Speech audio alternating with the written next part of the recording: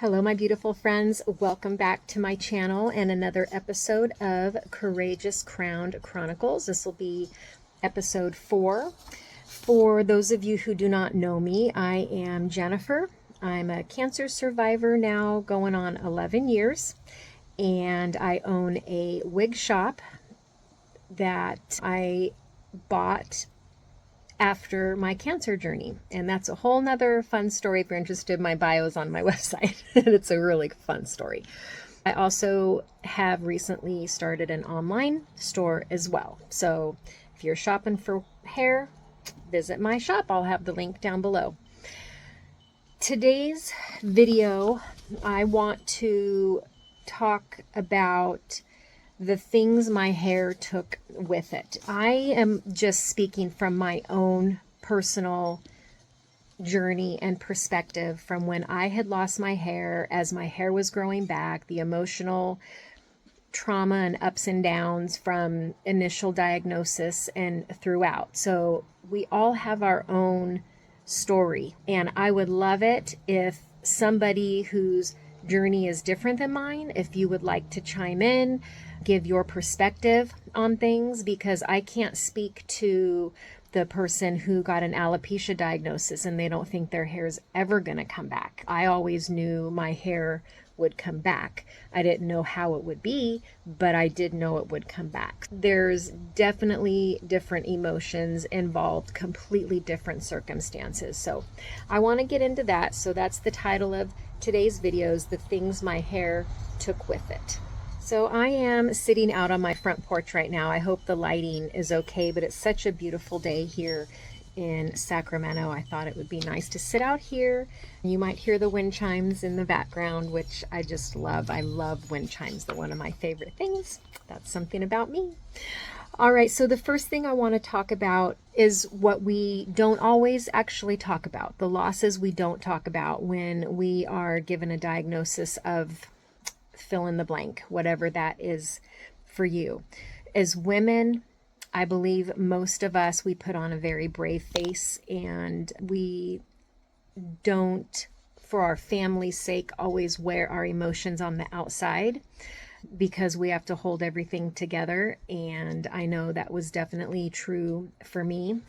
And I just didn't have another sister who was going through the same thing where I could talk about and be real. So I did wear a mask on the outside, like it was not going to be a big deal, but it totally changed the way I felt about myself. And I lost more than just my hair during that time. You lose a part of yourself, my spontaneity, my courage.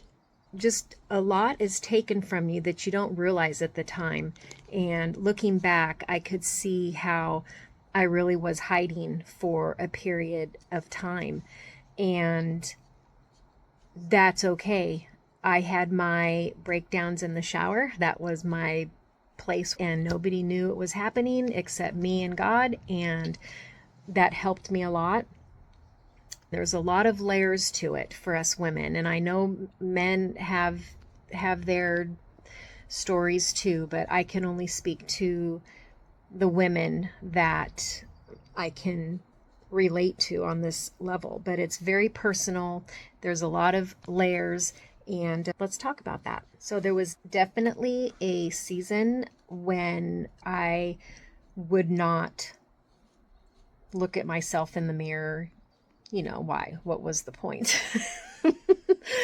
I avoided pictures. I kind of regret that now because I only have one picture of myself without hair with my precious son and his best friend.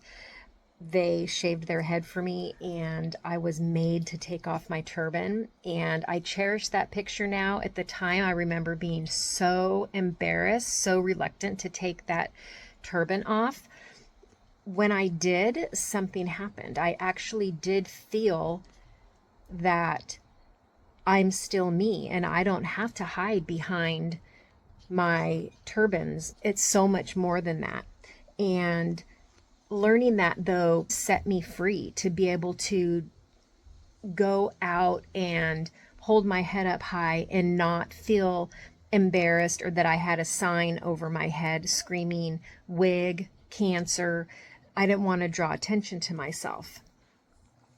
So letting myself grieve, receiving the truth that it's going to be okay. And that was the first step in me reclaiming my strength. And what grew after that, I want to say that so often we forget that when we have something taken from us, that often something new starts to bloom. Something's taken, but something's going to be received. And for me, it was beautiful because I found a community that I never knew I had. I found a sisterhood that I never knew was out there. I found my courage. I found my voice, and it became apparent to me that my passion and the new direction in my life was going to be within this community, somehow giving back to this community.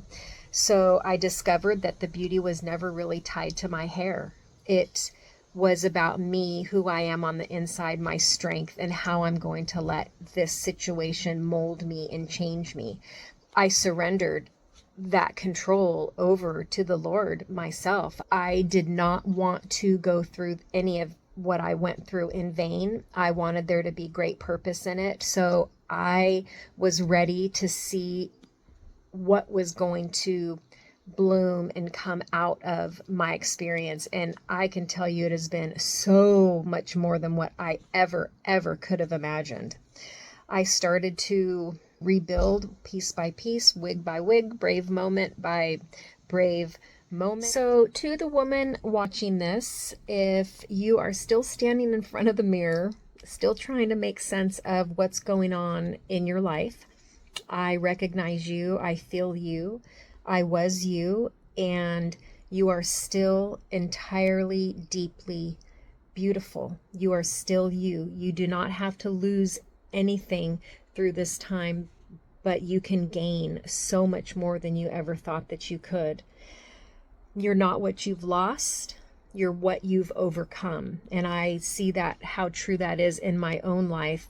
What I lost, what I was before, let's just say physically, with all the surgeries I had to have, how different my body looks, I received so much more than what I lost. And I just want to say, let's just keep walking this road together, step by step, one crown at a time.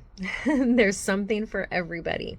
I really appreciate you guys taking the time to listen. I want to invite you to join my private Facebook group. It's called She Rises, a hair loss support circle. And our motto is healing, empowerment, and sisterhood.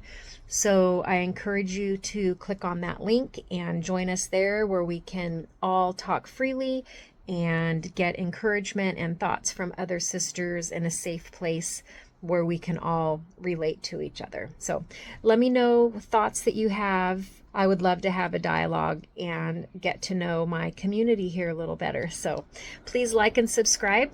I appreciate that so much. My small little business is growing, and thanks to you guys, I am building my community. So that's really exciting for me. Thank you for that. And I will see you guys on the next one. Okay, bye-bye.